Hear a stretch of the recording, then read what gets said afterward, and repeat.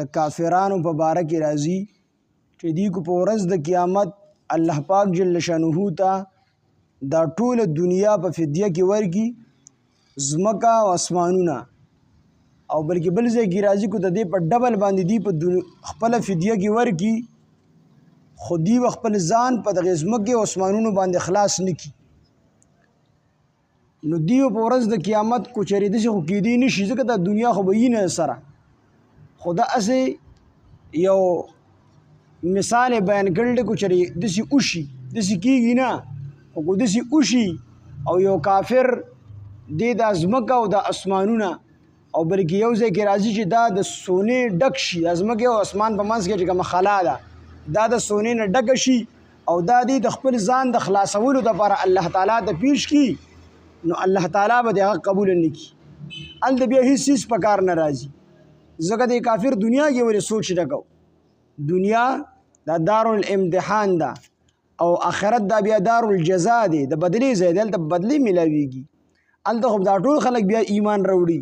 چې الله مونږ منو قیامت منو جنت منو دوزخ منو قرآن منو پیغمبران منو خو الته کې د دې ایمان بیا قابل قبول نه دی نو دا ټول به بیا وي چې الله تعالی مونږ دوباره دنیا ته ولېږه یو سکند مستا نافرمانی نه الله تعالی وته فرمایي چې دنیا ته مې لېږلې وای پیغمبران مې در لېږلي وو کتابونه مې در لېږلي وو هغې درته وعظ او نصیحت کړی دی او عقل او سوچ او فکر مې در کړی د هغې باوجود تاسو ایمان نه دی راوړی اوس دوباره دنیا ته تګ نشته دوباره تګ نشته دی نو څه وخته پورې به دا کافران خپله دغه ستوماني او خپل دغه ندامت دا به پټي چې خلکو ته دا پته ونه لګي چې دا کافران په دې خپله خبره باندې ستومانه دي خو آخره کې به غیر اختیاري چې د عذاب ګډ وډ راواخلي نو غیر اختیاري به د خلونو چغې ووځي او چغې به کي چې اے افسوس ارمان کاش چې مونږ چې کوم دی دنیا کې ایمان راوړی او بلکې روایتو کې راځي مسلمانان جنت ته لاړ شي او کافران جهنم ته په دغه ټیم کې به دا مسلمانان هم د ګناهونو د وجې نه د کافرانو سره جهنم ته تلي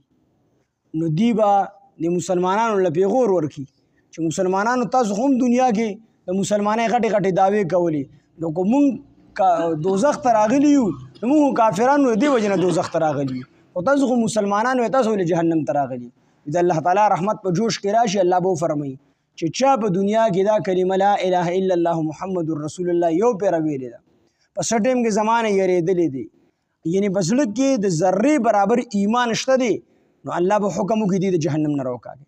نو دی به جهنم ته نه راوستل شي جنت ته ولاړ شي او د جهنم دروازې به داسې لیوې کړي شي چې چاته پته هم نه لګي چې به دې کې دروازه واو کنه دغه ټیم کې به کافران افسوس او ارمان وکړي چې کاش مونږ دنیا کې یو پیره کلمه ویلې وه لږ غونده کې ایمان را سره وینن به مونږ د جهنم نه وځي دوی به دا څه وخته پورې د خپل پیمانتیا چې کوم دی پټي خو چې کله پې عذاب راشي او عذاب چې کوم دی ډېر زیات راګیر کړي او ډېر زیات په سزا کې دی ګرفتار شي نو دوی به د خولې نه غیر اختیاري چې کوم دی چغې وځي چې یا حسرته افسوس ارمان کاش چې مونږ ایمان راوړی